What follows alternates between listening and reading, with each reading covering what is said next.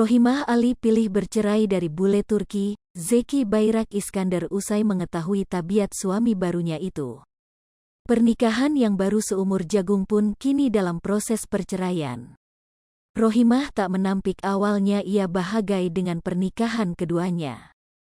Namun, semua berubah saat ia mengetahui sikap suaminya kepada anak-anak dari pernikahannya dengan Kiwil. Pasalnya, belakangan baru ketahuan tabiat asli suami baru Rohimah yang ternyata tak peduli pada anak sambungnya. Menurut pengakuan Rohimah, Zeki awalnya sesumbar akan memikirkan nasib anak Rohimah dari Kiwil. Namun setelah menikah, Zeki disebut mendadak menolak untuk menafkahi Rizky Arnanda dan adik-adiknya. Pada saat itu aku sudah ngomong ke beliau, waktu itu masih calon suami ya, bahwa aku punya anak 3, kondisi aku begini. Kata dia it's okay, nanti dibicarakan begitu kamu sudah sampai di sini. Kata dia kamu di sini jangan takut, jangan khawatir. Aku pasti membahagiakan kamu. Masalahnya, aku nggak tahu dia membahagiakan aku doang atau sama anak-anak, ungkap Rohimah dalam acara Rumpi, tanggal 24 Mei tahun 2022. Diakui Rohimah, kehidupan pernikahannya dengan Zeki memang awalnya begitu bahagia.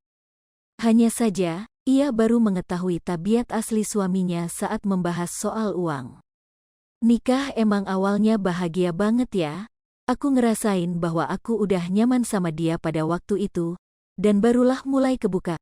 Pas begitu aku bicara soal uang, suami mengatakan dia tidak mau bertanggung jawab untuk anak-anak bebernya.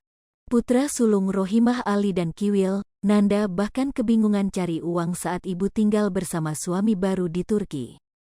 Apalagi, sang ayah kandung, Kiwil tak merespon ketika diberitahu kondisinya yang kesulitan.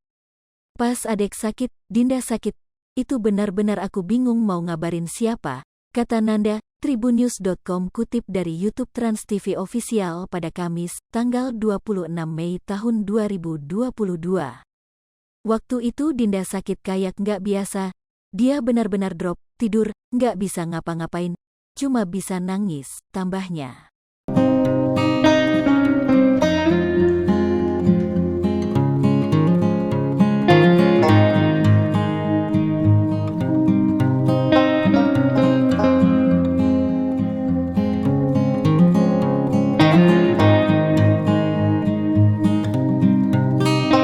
Hai pemirsa Sri Popo TV, jangan lupa komen, like, dan subscribe, serta tonton terus berita-berita terupdate lainnya ya.